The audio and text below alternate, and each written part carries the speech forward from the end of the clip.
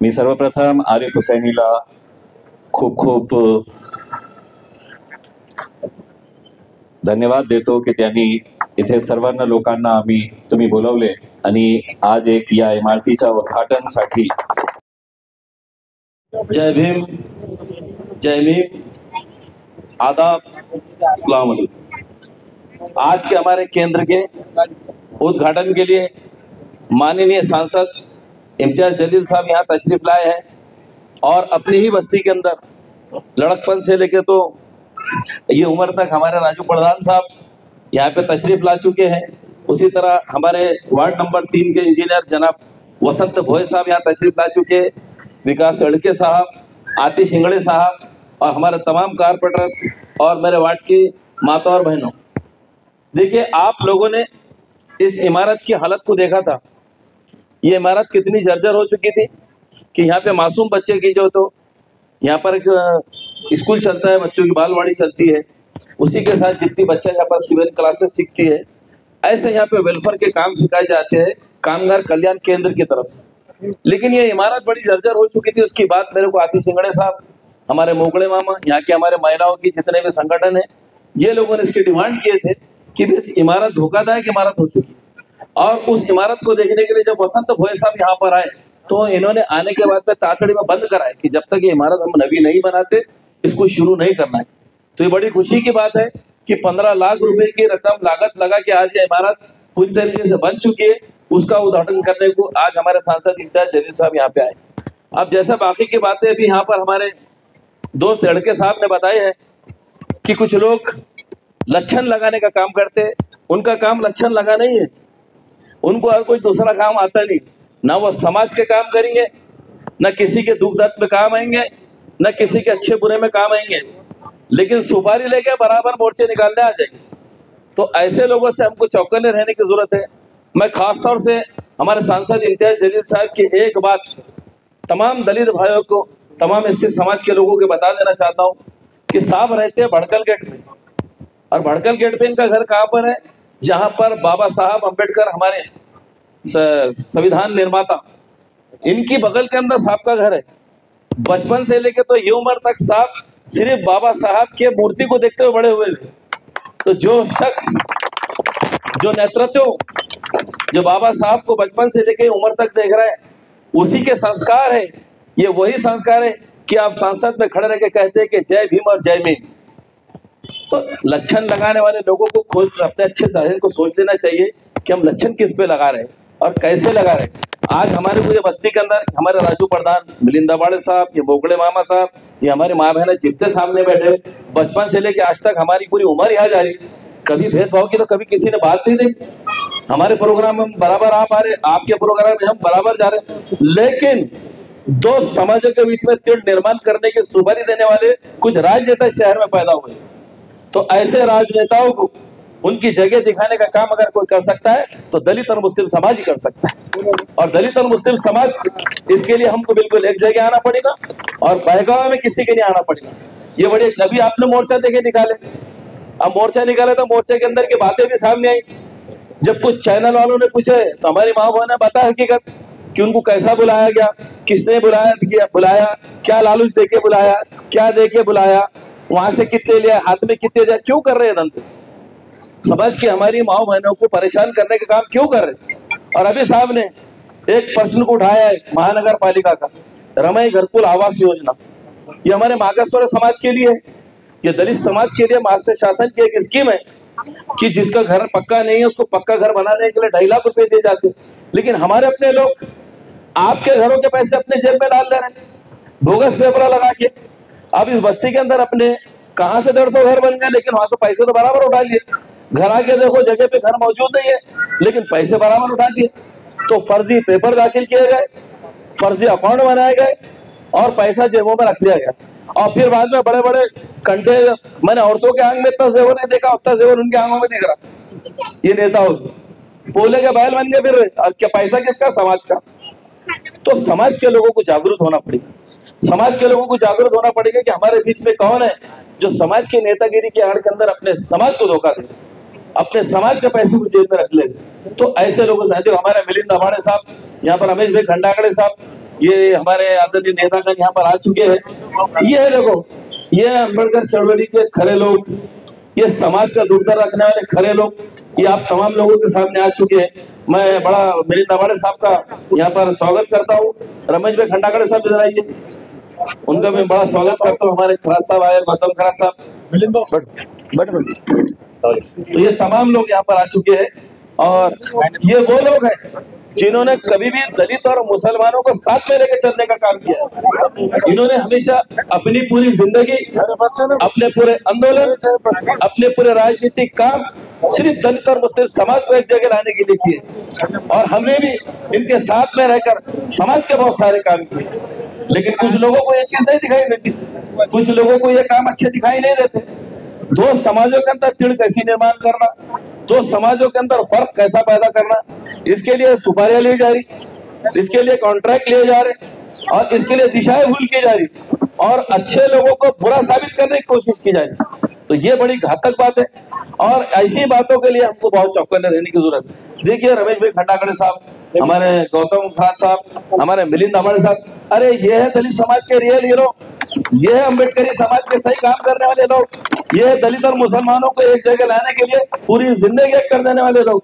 रमेश भाई खंडागड़े साहब को मैं बचपन से देखा कि इन्होंने हमेशा जब भी काम किया दलित मुसलमानों को साथ में लाने का काम किया। जब भी अति और जब भी जुल्म हुआ, सबसे पहले रमेश भाई खंडागड़े, हमारे स्वर्गीय गंगाधर गाड़े साहब आज हमारे बीच में नहीं है, लेकिन बहुत बेहतरीन काम किया लोगों ने समाज को एक जगह लाने का। और जब जब भी तनाव का वक्त आया तो ये लोग सामने आए। लेकिन आज नहीं मालूम नई पीढ़ी कौन सी है, ये पैसों के लोग भी, ये किसके भी हाथ में जाके दूध छल्ले बन जा रहे।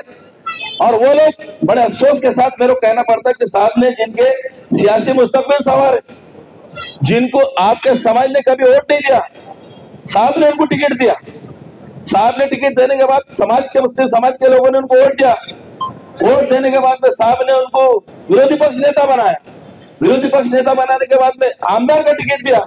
और आज आपकी शब्दावली क्या है, आप कौन सी भाषा का इस्तेमाल कर रहे हैं? अरे नहीं कुछ रखते, किसी का ऐसा नहीं रखते तो कम से कम शालीनता से तो बात करना सीख लो। क्या वो भी अब हमने सिखाना? तो कॉन्ट्रैक्ट ठीक है, आपके दो पैसे जेब में आ रहे होंगे, आप पैसा जेब में ले लो, लेकिन संस्कार नहीं भूलना चाहिए, कभी भी संस्कार नहीं भूलना चाहिए। और आपका मेरे पे क्या उपकार है उसको तो कभी भी भूलना नहीं चाहिए। आज आप जिस स्थान पे खड़े रहे, आपको मुकाम मिला है, वो मैं दावे के साथ में करता हूँ, इम्तियाज जलील साहब की वजह से आज आपको लोग आप स्टेज पे बुला रहे हैं, आज आपके मान सम्मान कर रहे हैं और आपको कह रहे हैं क्या वो बोलो क्या बोले। और ऐसा स्टेज मिला तो कोई भी होकने लग जाता। अब कुछ लोग जो तो थर्ड क्लास बातों पे उतरे हुए, कुछ लोग गटर छाप भाषाओं का इस्तेमाल कर रहे हैं, लेकिन ये मियार मजलिस इत्तेहादुल मुस्लिमीन का नहीं है, ये मिहार कभी भी एमआईएम पार्टी का नहीं है, और ये मिहार कभी भी सभ्य समाज का नहीं है कि आप गटर छाप भाषाओं का इस्तेमाल करिए। आज मेरे हाथ में, अभी मेरे हाथ में माइक है, जो चाहे वो गाली मैं भी दे सकता हूँ, आपने जो बात नहीं करी उससे डबल में बात कर सकता हूँ। बहुत ज्यादा टाइम दे देता हूँ, ज्यादा अहमियत दे रहा मेरे ख्याल से। सही बोला, वो नेताजी ने बराबर कहा कि इतने समय के काम के वो लोग नहीं है, लेकिन मैंने ज्यादा समय नहीं लिया, इसलिए मैं बराबर कहता हूँ कि मैं, हमारे यहाँ पर नेतागण आए वो आपको तफसील से बताएंगे। मैं अपनी बात को यही खत्म करता हूँ, बहुत बहुत शुक्रिया। डॉक्टर बाबासाहेब आंबेडकर, महात्मा ज्योतिबा फुले, छत्रपती शाहू महाराज आणि आज केंद्राच्या उद्घाटन प्रसंगी उपस्थित असलेले या जिल्ह्याचे माजी खासदार, माजी आमदार आणि दलित मुस्लिम समाजाला सोबत घेऊन सदैव चालणारे माननीय इम्तियाज जलील साहेब, आंबेडकर चळवळीतील ज्येष्ठ नेते रमेशभाई खंडागळे, या ठिकाणी माजी नगरसेवक माझ्या सोबत आलेले आमचे गौतम भाऊ खरात आणि एमआयएमचे सगळेच नगरसेवक या ठिकाणी आहेत। सगळ्यांचं नाव घेणार मी, त्यांची माफी मागतो। आणि या वार्डाचे नगरसेवक आरेभाई, ज्यांच्या विशेष प्रयत्नातून हा हॉल तयार झालेला आहे। मग मी काही नव्याने सांगायची गरज नाही, माझं बालपण याच मैदानात गेलेलं आहे। राजू परदाना, सुरेश भाऊ नाहीत आपले, आणि या केंद्रामध्ये आम्ही पेपर वाचायचो, कॅरम बोर्ड खेळायचो। त्याची अवस्था फार जुना असल्यामुळे अवस्था तर बिकट झाली होती। आरेभाईचं आमचं नेहमी याविषयी बोलणं व्हायचं, आणि आज आरेभाईने ते जुनं जे पडकळीस आलेलं जे केंद्र होतं त्याला डिमॉलिश करून नव्याने या ठिकाणी अतिशय दर्जेदार असं केंद्र आपण आरेभाईंनी उभारलेलं आहे। त्यामुळे मी आपल्या सर्वांना विनंती करतो की हरे भाईच्या नावाने एकदा जोरदार टाळ्या वाजवल्या पाहिजे. आपण अतिशय कर्तृत्ववान महानगरपालिकेमध्ये अधिकाराला घाम फोडणारे जे 4-5 नगरसेवक होते त्यापैकी एक हरे भाई आमचे. आम्ही सगळे वेगवेगळ्या पक्षातून जरी निवडून आलो असलो तरी महापालिकेमध्ये आम्ही सगळे एकत्र येऊन अधिकाऱ्यांची सवकी त्या ठिकाणी पळता भुई थोडी करायचो आणि आपल्या वसाहतीमध्ये विकास निधी आणण्याचा प्रयत्न करायचो. आणि महानगरपालिका जेव्हा हातगाईला आलेली असायची तेव्हा आमचे इम्तियाज भाईकडे आमचं हे निवेदन असायचं. माझ्या वार्डामध्ये या ठिकाणी मी आवर्जून सांगतो, इम्तियाज भाई जलील यांनी 2 ते 2.5 कोटीचे रस्ते बनवण्यासाठी मला निधी दिलेला आहे, जे महापालिकेला शक्य नव्हतं ते त्यांनी, आणि प्रत्येक दलित वस्तीच्या नगरसेवकांना त्यांनी निधी दिलेला आहे. काही लोक आता यांनी खूप बोलले ते आता बोलत नाही, पण ते काही सुपाऱ्या घेण्याचं काम सुरू झालेलं आहे. रोजंदारी देऊन मोर्चे काढण्याची ठेकेदारी सुरू केलेली काही लोकांनी. त्यांनी आता फक्त जाहिरात द्यायचे बाकी आहेत ते की कुणावर अन्याय अत्याचार झाला असेल किंवा कोणाच्या विरोधात मोर्चा काढायचा असेल तर संपर्क करा म्हणून 3-4 जणांचे मोबाईल नंबर त्यांनी द्यावेत आणि 2-2 हजाराप्रमाणे माणसाचे पैसे घ्यायचे समोरच्याकडून आणि 200 गरीब आपल्या माय मावल्यांना फसवायचं त्यांना द्यायचे. म्हणजे तिकूनही डल्ला मारायचा आणि जे आया बहिणीच्या नावाने पैसे आणले त्याच्यातही डल्ला मारायचा. आणि तिथेच न थांबता आता घरकुलचा घोटाळा इम्तियाज भाई जलील यांनी घेतलेला आहे. ही लढाई तुमची माझी आहे, पण ते लढत आहेत. इम्तियाज भाईच्या नावाने काय वाजवलं पाहिजे, कारण दलितांचा जो निधी असतो घरकुलचा हा फक्त मागासवर्गीयांसाठी असतो. त्याचा एकाही मुस्लिम बांधवाला किंवा आमच्या भगिनीला फायदा होत नाही. परंतु त्या निधीवर शेकडो कोटीच्या निधीवर आपल्यातलेच काही डल्ला मारित आहेत आणि त्यांना त्यापासून वंचित करण्यासाठी त्यांना थांबवण्यासाठी यांनी इम्तियाज भाई यांनी मोहीम हातात घेतलेली आहे. उद्याच्याला घरकुलसाठी जर इम्तियाज भाई जलील यांनी मोर्चा काढला तर मी आंबेडकर चळवळीच्या वतीने त्यांना शब्द देतो, आम्ही हजारो लोक घेऊन तुमच्या मोर्चामध्ये सहभागी या ठिकाणी जे मोर्चे काढलेत हे RSS BJPला इथं दलित मुस्लिमांमध्ये विभाजन करायचंय मोठ्या प्रमाणामध्ये. तुम्हाला मला गुलमंडीवरचे लोक मतदान नाही करत. मी 3दा निवडून आलो नंदनवन कॉलनी भावसिंगपुरामध्ये. प्रत्येक वेळेस मला मुस्लिम समाजाचं मतदान पडल्यामुळे मी निवडून आलो. ते मतदान आणि दलित मुस्लिमच एकमेकाला मतदान करू शकतात. हिंदू लोक बाहेरचे लोक कोणी ब्राह्मण येऊन तुम्हाला मत करत नाही. 2-4 जे आपले नगरसेवक दिसतात माझ्यासारखे सभागृहामध्ये ते तुम्हाला जर अशी दरी पडली दलित मुस्लिमांमध्ये तर ते नगरसेवक दिसणार नाहीत. तुमचे प्रश्न मांडणारे दलित वस्त्यांविषयी प्रश्न उपस्थित करणारा एकही नगरसेवक त्या सभागृहात दिसणार नाही. ही खेळी RSS BJPची आहे. दलित मुस्लिम जर वेगळे केले तर हे मुस्लिमांचे तरी 10-5 नगरसेवक दिसतील, त्यांच्या मोठमोठ्या वस्त्या आहेत. पण आपल्या ज्या वस्त्या आहेत तिथे आपल्याला मुस्लिमांनी मतदान केल्याशिवाय आपण निवडून येऊ शकत नाही. मग दलितांचे जे नगरसेवक तिथे येऊन भांडतात, आम्ही त्यांना सहयोगी करतो. औरंगाबादमध्ये सिद्धार्थ उद्यानामध्ये जी बुद्धाची मूर्ती दिसती, जर मी सभागृहामध्ये नसतो तर ती मूर्ती दिसली नसती. तिथे 2 कॉन्सिला लागलेले आहेत, त्याची इथे ही कॉन्सिला लागलेली आहे. त्या दोन्ही कॉन्सिलवर माझं नाव लिहिलेलं आहे आणि मिलिंद दाभाडे यांचे विशेष प्रयत्न. म्हणजे एक नगरसेवक जर आपला सभागृहात गेला तर त्याचा फायदा काय असतो हे तुम्हाला सांगतो मी. माझ्यासारखा जर चळवळीतला नगरसेवक त्या ठिकाणी गेला नाही तर गेला नसता तर तुम्हाला सिद्धार्थ उद्यानामध्ये बुद्धाची मूर्ती दिसली नसती. माझ्या वार्डामध्ये मी 5 विहार बांधलेले आहेत. 5 बुद्ध विहार. राजू भाऊ येतात माझ्याकडे आणि मुकेश राजी वगैरे यांना माहित आहे सगळ्यांना की मी 5-5 विहार बांधू शकलो. का बांधू शकलो? मी नगरसेवक होतो म्हणून बांधू शकलो. आज आपली परिस्थिती आहे वर्गणी करून एखादा कोटी रुपये जमा करण्याची तर नाही. लोक बाबासाहेबांच्या वर्गणीला 500 रुपये देत नाही, 4दा चक्रा मारायला लावतात. मग 1 कोटी रुपयाचा विहार कसं बांधू शकता तुम्ही? बांधूच शकत नाही. नगरसेवक झालो, महापालिकेतून निधी आणून तो बांधला आणि नगरसेवक होण्यासाठी तिथे दलित मुस्लिम एकता असल्यामुळे आम्ही नगरसेवक झालो.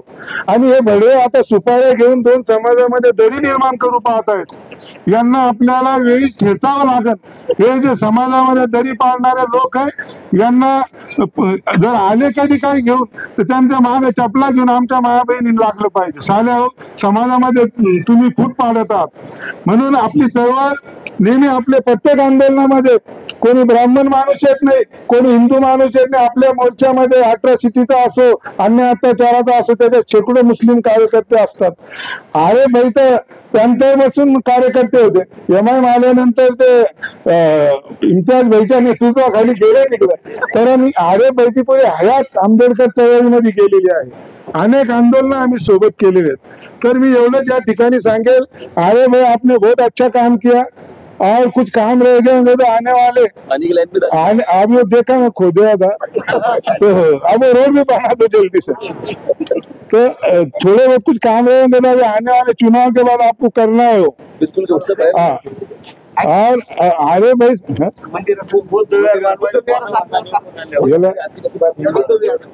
डिमॉलिश करून येणाऱ्या वाढीत आता निवडून पाठवा त्यांना। हा बर ते आपण सगळे काम करून घेऊ आणि या वस्तीचा विकासही करू आणि दोन समाजामध्ये तेढ कशी होणार नाही याची काळजी घेऊ आणि आपण सगळे एकत्र येऊन दलित मुस्लिम सगळे बांधव एकत्र येऊन औरंगाबाद मधल्या सगळ्या समस्याची लढू। इम्तियाज भाई आपका और एक बार शुक्रिया। हमारे घरकुल का जो निधि चोर खा रहे थे उसको रोकने का काम मेरे ख्याल से आपने सिर्फ निवेदन दिया तो आधा काम हो गया है। हाँ बहुत बड़ी ज्यादा बची हुई है तो आप पूरी पहाड़ के रख दो, हम आपके साथ है। तर सर्व माता भगिनींना जय भीम।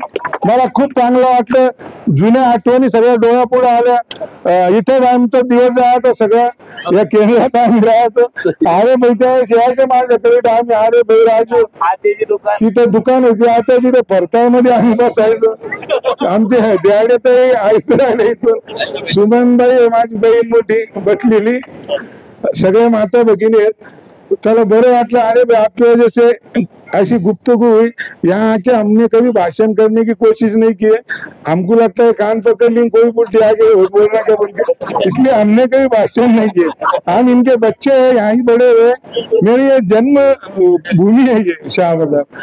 तो बहुत अच्छा लगा। अरे भाई और कुछ बाकी काम होंगे तो मैं हमारे सब बस्ती के लोगों की तरफ से आपको बोल रहा हूँ वो कर दो, कहीं रुका अगर हम सब साथ जाके आयुक्त की ऐसी तैसी करके वो काम मंजूर करा के लेंगे। चलो जय भीम आदम। तथागत गौतम बुद्ध महामानव बोधिसत्व डॉक्टर बाबासाहेब आंबेडकर यांना वंदन करून आज इथे जमलेले सगळे माझे माता भगिनींनो, आज इथे येण्याचं कारण हे आहे की आमच्या पक्षाचे नगरसेवक आरिफ हुसेनी साहेब यांच्या प्रयत्नांनी आणि आमच्या पक्षाचे जे महाराष्ट्र अध्यक्ष आहेत इम्तियाज जलील साहेब यांच्या मार्गदर्शनाखाली आम्ही जितके नगरसेवक निवडून आलो होतो 2015 मध्ये, ते आज 10 वर्ष झाले तरी महानगरपालिकेमध्ये आज सुद्धा काम करत आहोत। त्याचाच एक पुण्य म्हणून आज आपल्या वस्तीमध्ये एक बालवाडी केंद्र भेटलेलं आहे। बहिणींनो आणि भावांनो, हे सांगण्यामध्ये अभिनंदन होतं की एक बालवाडी आपल्या घराच्या जवळ उघडले जातील। मागच्या 20-25 वर्षाचा जर तुम्ही इतिहास काढून बघितला तर दलित मुस्लिम वस्त्यांच्या जवळ काय उघडतं तर देशी दारू, जुव्याचे अड्डे, लॉटरी सेंटर।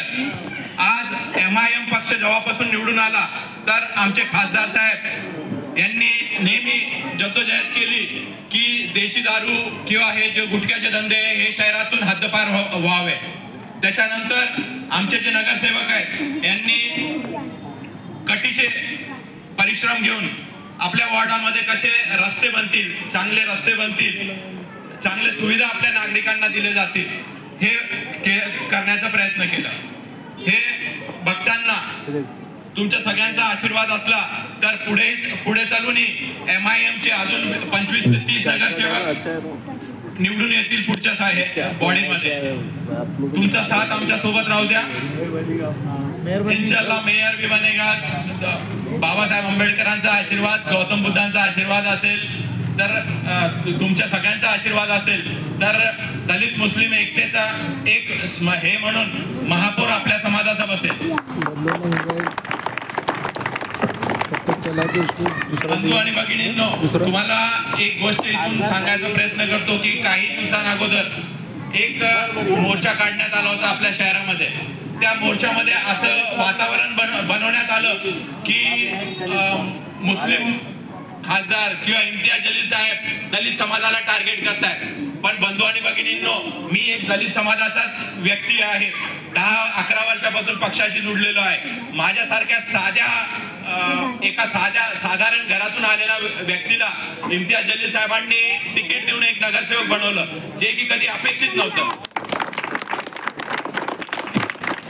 जसं की कधीच जर तुम्ही आमदार निधी काढला, आमदार म्हणजे विधानसभेचे जर भाषण बघितले साहेबांचे, त्याच्यामध्ये लोकसभेचे भाषण बघितले, त्याच्यामध्ये आपल्या समाजाबद्दल मला हे गर्वाने इथे सांगावं वाटतं की आपल्या समाजाचे खासदार आहेत, खूप खासदार असतील, त्यापैकी एक आठवले साहेब पण आहेत, अजून खूप सारे असतील, पण त्यांना मी कधी दलित समाजाबद्दल जितकं आतुरतेने बोलताना बघितलं नाही, तितकं आपल्या इम्तियाज जलील साहेबांना बोलताना मी भाषणामध्ये बघितलेलं आहे. तर बंधू आणि भगिनींनो, हे जे आवळे बावळे कावळे येतील आणि काही बोलायचा प्रयत्न करतील, त्याच्याने काही होणार नाहीये. न्याय प्रक्रिया असते आणि जो माणूस दलितांच्या हितासाठी लढतो तो दलितांवर अॅट्रॉसिटी करण्यासाठी कधी काही चुकीचं बोलणार नाही. हे आपल्या सगळ्यांना या माध्यमाने सांगू इच्छितो आणि मी माझी जागा घेतो. जय भीम, जय भीम. संविधानाचे निर्माते, महामानव, तुम्हा आम्हा सर्वांचे उद्धार करते डॉक्टर बाबासाहेब आंबेडकर या छोट्याशा कार्यक्रमाच्या निमित्तानं शहा बाजार येथील एका हॉलच्या उद्घाटनाच्या निमित्तानं या ठिकाणी प्रामुख्यानं हजर असलेले तुमच्या आमचे सर्वांचे आजही खासदार आहेत आणि कालही होते असे इम्तियाजभाई जलील, माझे सहकारी मिलिंद भाऊ दाभाडे, आमचे ज्येष्ठ नेते रमेशभाई खंडाळे, राजू प्रधान, आरे भाई, त्यांचे सर्व नगरसेवक सन्माननीय, या ठिकाणी जमलेल्या माझ्या माता भगिनींनो, भावांनो, बंधूंनो, खरं तर तुम्ही बेगमपुऱ्यापासून जर पाहिलं तर किराडपुऱ्यापर्यंत कुठे मुस्लिम समाजाची वस्ती आहे तर कुठे दलित समाजाची वस्ती आहे, त्याच्या बाजूला पुन्हा मुस्लिम समाजाची वस्ती आहे, त्याच्या बाजूला पुन्हा दलित समाजाची वस्ती आहे. म्हणजे ज्या ज्या ठिकाणी आपण राहतो त्या शेजारी आमचा मुस्लिम बांधव आमच्या शेजारी आहे. ज्या ठिकाणी मुस्लिम बांधवाचं घर आहे त्या ठिकाणी दलित बांधवाचं घर आहे.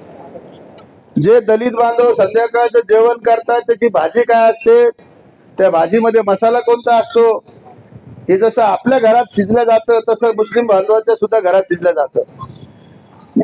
त्यांचं वागणं, त्यांचं बोलणं, त्यांचं खाणं, हे सगळं त्यांचं जे आहे ते आपलं आहे. म्हणून आम्ही गेल्या 40 वर्षापासून नाही, हजारो वर्षापासून इथला दलित आणि मुस्लिम समाज हा एकोप्यानं विदाऊट जाती धर्माच्या पलीकडे भावाभावाप्रमाणे राहत आलेला आहे. आता बरेच आमचे व्हाईट कॉलरचे लोक मोठमोठ्या कॉलनीमध्ये गेलेले आहेत, बंगले मोठे आहेत, समोर चांगले सिमेंटचे रोड आहेत, बाजूला गार्डन आहे, लॉन आहे, फिरायला चांगली जागा आहे, परंतु त्या ठिकाणी कुठलंही प्रेम मिळत नाही. परंतु झोपडपट्टीमध्ये आल्यानंतर, आपल्या वस्तीमध्ये आल्यानंतर जरा काही कोणाला ताप आला, थंडी आली, कोणाच्या घरात अंत्ययात्रा असेल तर पुरी वस्तीची वस्ती आपली या ठिकाणी त्याच्या कार्यक्रमामध्ये सहभागी होते. वाढदिवस असेल, लग्न असेल, सुख असेल, दुःख असेल, सगळा समाज एकत्र येतो आणि ते खरं प्रेम या ठिकाणी आपल्याला झोपडपट्ट्यामधून मिळतंय. तशाच पद्धतीने आपले शेजारी जे आहेत मुस्लिम बांधव, त्यांचं सुद्धा अथंग प्रेम आपल्यावरती. त्यांच्याकडे ईदचे कार्यक्रम असेल तर आपण सहभागी होतो, आपल्याकडे आंबेडकर जयंतीचा कार्यक्रम असेल ते सगळे सहभागी होतात, किंवा एखादी मौता झाली तर आमचे बांधव एक दुसऱ्याच्या मदतीमध्ये धावून जातात, त्यांना मदत करतात, हॉस्पिटलचं काम असेल तर सहकार्य करतात. म्हणून आपल्या आयुष्यभर आपलं मुस्लिम समाजाचं आपलं ऋणानुबंधन राहिलेलं आहे, आपलं एक दुसऱ्याची प्रेमाचं भावाचं संबंध राहिलेले आहेत. माझ्या शेजारी अनेक जण बहुजन समाजाचे लोक आहेत, तेली आहे, माळी आहे, साळी आहे, ब्राह्मण आहे, मराठा आहे, सगळे आहेत, परंतु मतदान नाही करत. बांधवांनो, रोज खातात पितात बसतात परंतु मतदान करत नाही. किंवा एखादा मोर्चा निघाला आपला बाबासाहेबांच्या चळवळीसाठी, निळा झेंडा तुटला असेल, बाबासाहेबांची मूर्तीची विटंबना झाली असेल तर एखादा माळी समाजाचा माणूस येत नाही, तेली समाजाचा माणूस येत नाही, किंवा तो तुम्हाला मतदान करत नाही. जेवढं मताचं ट्रान्सफर दलित आणि मुस्लिमाचं होतं तेवढं हिंदू समाजामधील बहुजन समाजात सुद्धा होत नाही, मारवाड्याचं होत नाही, गुजराताचं होत नाही, ब्राह्मणाचं होत नाही, कोणाचंही होत नाही. म्हणून या ठिकाणी आपल्याला भविष्यामध्ये राजकीय जर चळवळ उभा करायची असेल, ती चळवळ उभा झाली होती. ती चळवळ भारी बहुजन महासंघाच्या नावाने, वंचित बहुजन आघाडीच्या नावाने चळवळ उभी झाली होती. आपली मतं ट्रान्सफर होत होती. खासदार साहेब आपल्या मतावर, मुस्लिम समाजाच्या मतावर, काही बहुजन समाजाच्या, हिंदू समाजाच्या मतावर निवडून आले आणि ते संसदेमध्ये गेले. हा इतिहास महाराष्ट्रामध्ये अनेक वर्षानंतरचा आपल्याला पाहायला मिळाला. त्या ठिकाणी ते आमदार सुद्धा झाले, या ठिकाणी आपले आमदार सुद्धा झाले, नगरसेवक झाले, वेगवेगळ्या पदावर गेले. परंतु काय माशी कुठे शिंकली, RSS वाल्यांनी बरोबर डाव टाकला आणि आपल्या समाजामध्ये राजकीय अस्तित्व जे आपलं उभं राहिलं होतं ते तोडण्याचं काम, तोडण्याचं पाप या ठिकाणी काही जातीवादी मंडळींनी केलं. आणि पुन्हा या ठिकाणी आम्हाला राजकीय दृष्ट्या एक पाऊल पाठीमागे जावं लागलं. ना मुस्लिम समाजाचे माणसं निवडून आले, ना बौद्ध समाजाचे माणसं निवडून आले, ना बाळासाहेबाला न्याय मिळाला, ना खासदार इम्तियाज भाईला न्याय मिळाला. म्हणून आम्ही आज सत्तेच्या बाहेर आहोत. आम्हाला जर या ठिकाणी सत्तेमध्ये यायचं असेल, ग्रामपंचायत मध्ये यायचं असेल, नगरसेवकामध्ये यायचं असेल, आमदारकीमध्ये यायचं असेल, तर तुम्हाला आम्हाला मताचं ट्रान्सफर करणं गरजेचं आहे, मताची देवाणघेवाण करणे गरजेचं आहे. नसता दलिताचे मतं मिळाले म्हणून मुस्लिमांनी टाकायचे नाही, किंवा मुस्लिमाची मतं मिळाले म्हणून दलिताची मतं टाकणार नाही, असं प्रकार या ठिकाणी मला वाटतं आपण टाळले पाहिजेत. कारण आपल्याला जाती व्यवस्था, प्रत्येक हिंदू समाजामध्ये आपल्याशी जाती व्यवस्था पाळलेली आहे, परंतु मुस्लिम समाजामध्ये आपल्याशी जाती व्यवस्था कधी पाळलेली नाहीये.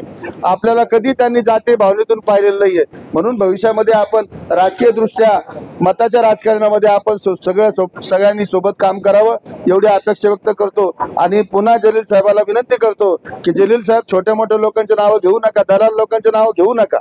त्यांचा बंदोबस्त तुम्ही केलेला आहे आणि उर्वरित बंदोबस्त आम्ही तुमच्या खांद्याला खांदा लावून नक्की करणार आहे. ते परेशान आहेत, त्यांना घरं विकून या ठिकाणी जावं लागेल, त्यांच्या प्रॉपर्टीची चौकशी होणार आहे, त्यांचं सगळं जे काय आहे ते त्यांनी जे लोकांच्या गरिबांचं लुटून खाल्लेलं आहे त्यांचा बंदोबस्त या ठिकाणी नक्की होणार आहे.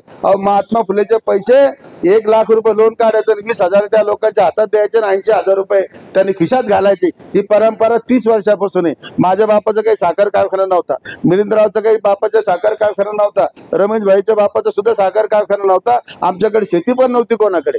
आम्ही 20-22 झोपडपट्ट्यामध्ये राहणारे लोक आहेत. आमच्याकडे 5-5 कोटीचे बंगले कुठून आले?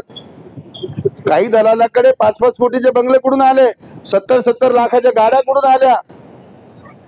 याचा सुद्धा विचार केला पाहिजे. घरकुल योजना आली, घरकुल योजनेमध्ये या गावचा माणूस आणला, त्या गावचा माणूस आणला, नातेवाईक आणला, भाऊ आला, बहीण आली, भाचा आला, मेवणा आला, साडू आला, साली आली, सगळे बाहेरच्या लोकांचे नाव या ठिकाणी टाकले गेले आणि या ठिकाणी त्यांचे बोगस कास्ट सर्टिफिकेट काढले गेले.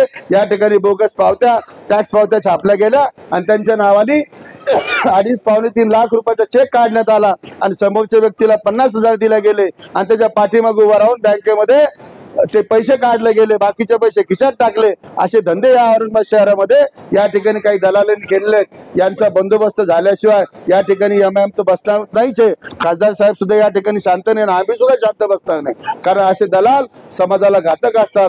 म्हणून या ठिकाणी अरे बैला मी या निमित्तानं शुभेच्छा देतो की अरे बैल तुम्ही चांगलं काम करताय. मला आठवत आहे की मी जेव्हा नगरसेवक झालो होतो, नासेर चौस आमचे आणि अरे भाई सुद्धा भारी बहुजन महासंघाचे संघटक होते. मी यांना संघटक केलं होतं आणि नासेर भाईला उपाध्यक्ष केलं होतं. म्हणजे आम्ही तुम्ही इकडे जोडलेले होते, पण आम्ही सुद्धा त्या ठिकाणपासून यांना जोडलेले आहोत. म्हणून या ठिकाणची पुढची आपली राजकीय भविष्य, आपलं राजकीय वाटचाल ही आपल्या मैत्रीपूर्ण असली पाहिजे एवढी भावना व्यक्त करतो आणि माझे 2 शब्द संपवतो. जय भीम, जय भारत.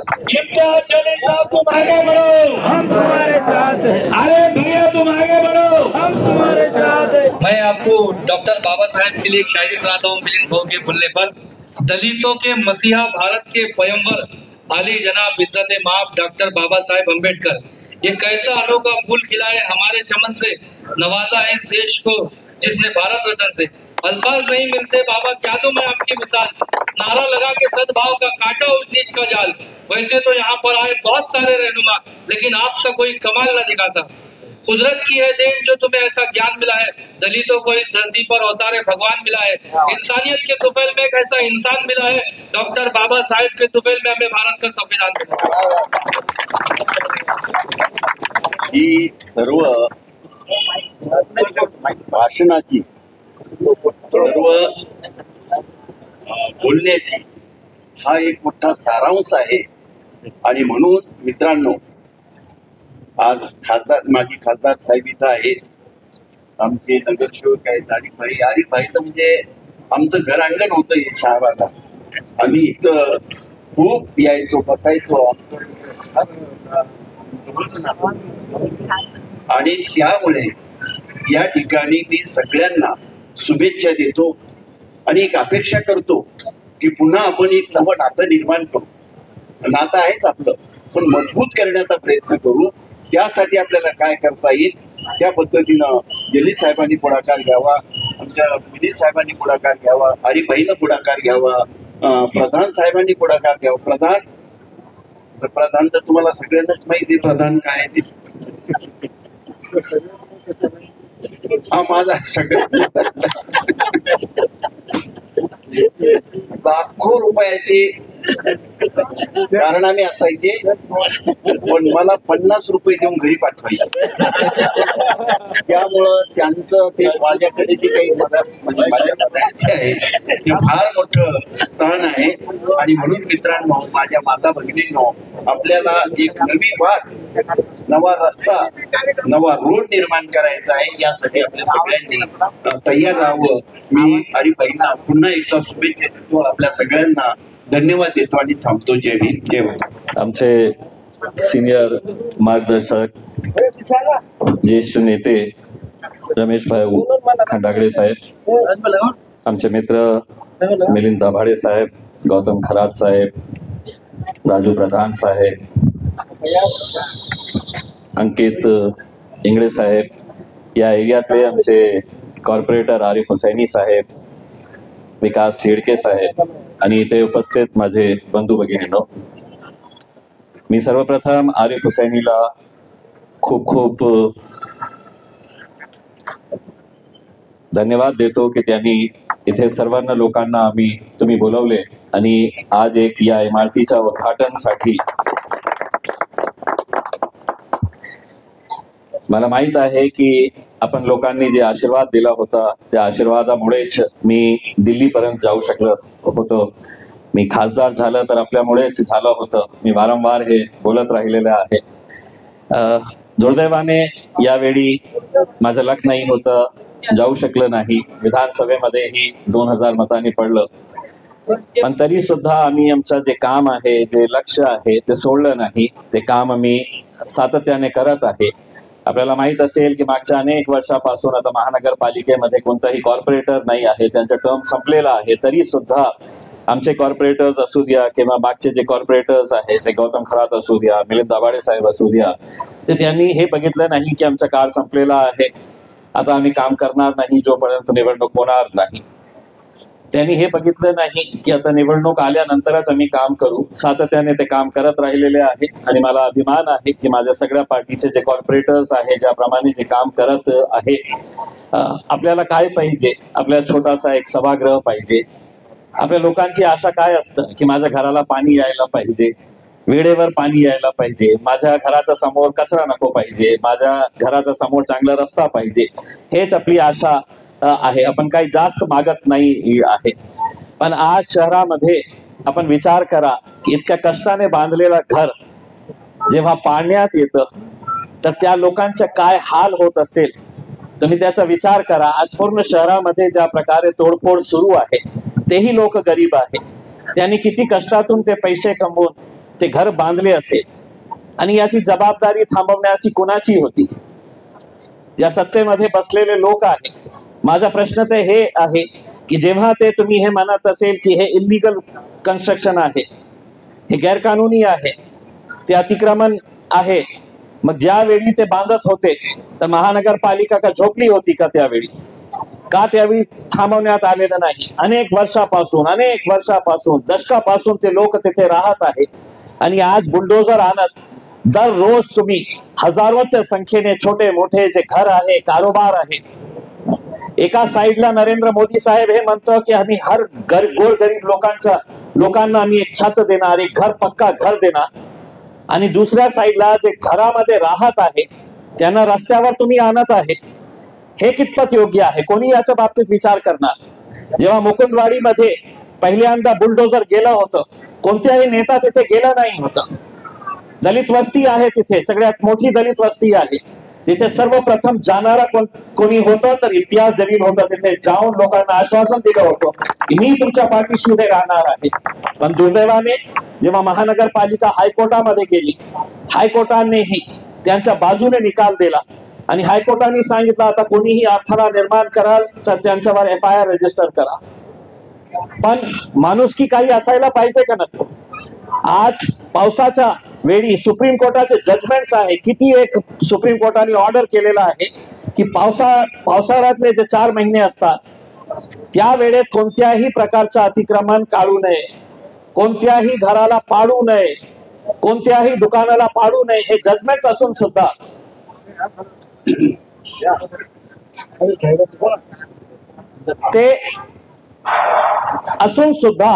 आज हे होत असेल तर याची जबाबदारी कोण घेणार? इम्तियाज जलीलचा हे दोष आहे. इम्तियाज जलील यासाठी दोषी ठरला आहे की जे गोरगरीब लोकांची, SC समाजाची, बुद्धिस्ट समाजाची जी जमीन होती ते का मंत्री आपल्या स्वतःच्या मुलांच्या नावावर करून घेतो. तर तो मंत्री काय करतो?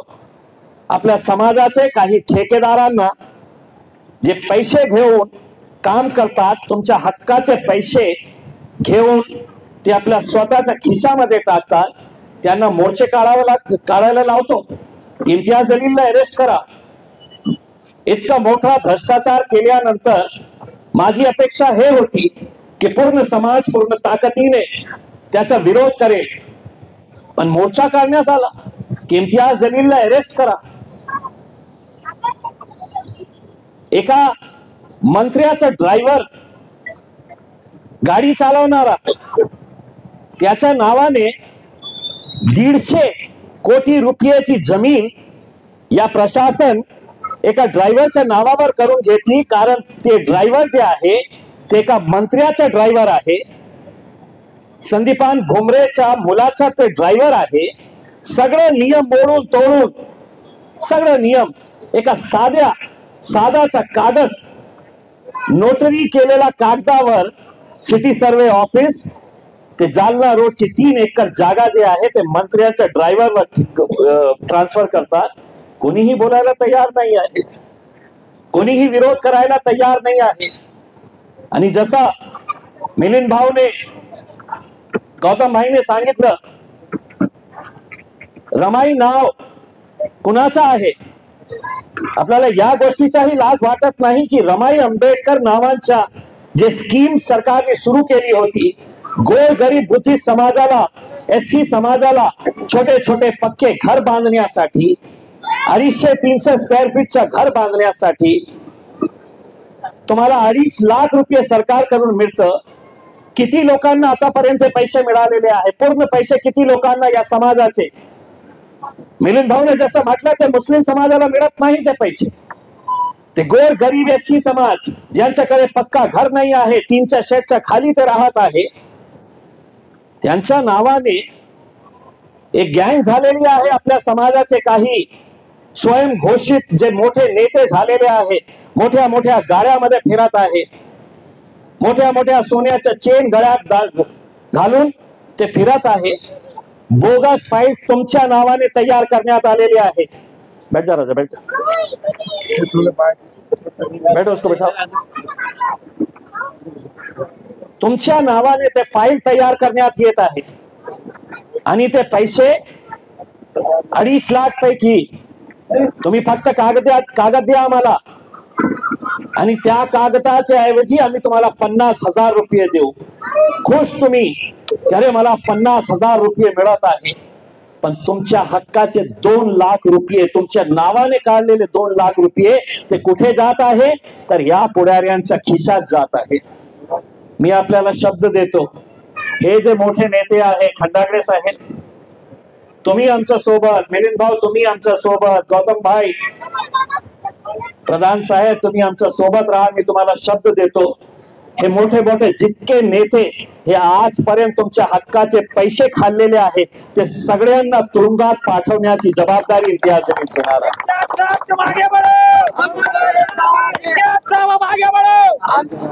आपल्या स्वतःच्या समाजात गोरगरीब लोकांचे पैसे असं खाणं